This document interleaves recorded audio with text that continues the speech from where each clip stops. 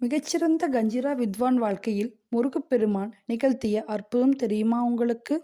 புதுக்கோட்டை ஸ்ரீமன் தக்ஷணாமூர்த்தி பிள்ளை சுவாமிகள் மிகச்சிறந்த கஞ்சிரா மற்றும் மிருதங்க வித்வான் ஆவார்.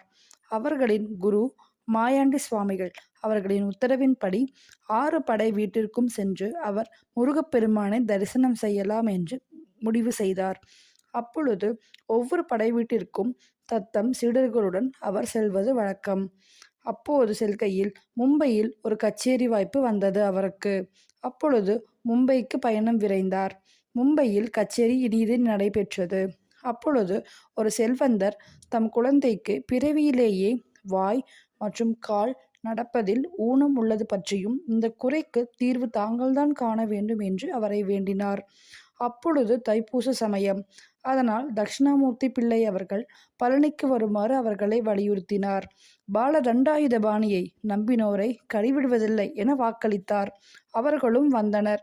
அப்பொழுது சுவாமி அவர்கள் முருகப்பெருமானிடம், உன்னை நம்பி நான் அவர்களுக்கு வாக்கு கொடுத்துள்ளேன் ஆண்டவா என்று வேண்டினார். அடுத்த கணம் ஒரு சிறுவன் அவர்களின் பையை எடுத்துக்கொண்டு ஓட, அவர்களின் குழந்தை முருகா முருகா திருடன் திருடன் என கத்திக்கொண்டே ஓடினான். அந்த சிறுவனை பிடிக்க ஓடுகிறான் ஓடுகிறான், மலை மீதே ஏறி ஓடிக்கொண்டிருக்கிறான். இக்காட்சியைக் கண்ட பெற்றோர் மகிழ்ந்தனர். அந்த சிறுவன் வேறு யாரும் அல்ல, பழனி முருகன்தானே. தன்னை நம்பிய பக்தர்களை முருகன் ஒருபோதும் கைவிடுவதில்லை என்பதற்கே இந்த சான்று. அதேபோல் சுவாமிகளுக்கு தளிர் பத்தனை என்றால் கொள்ள பிரியம். தினமும் வெற்றிலை போடும் பழக்கம் சுவாமிகளுக்கு உள்ளது. ஒரு நாள் தளிர் பத்தலை கிடைக்கவில்லை. அதனால், ஆண்டவா, இன்றைக்கு எனக்கு இந்த வெற்றிலைதான் என்று எழுதப்பட்டிருக்கிறது போலும் என முருகனை கேட்டார்.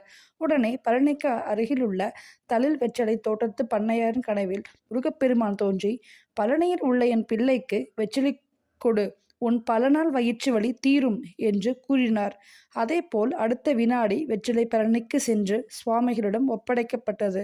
தன் பக்தனுக்காக எதுவாக இருந்தாலும் முருகன் அதனை உடனே செய்வார் என்பதற்கு இக்கதையே உதாரணம்.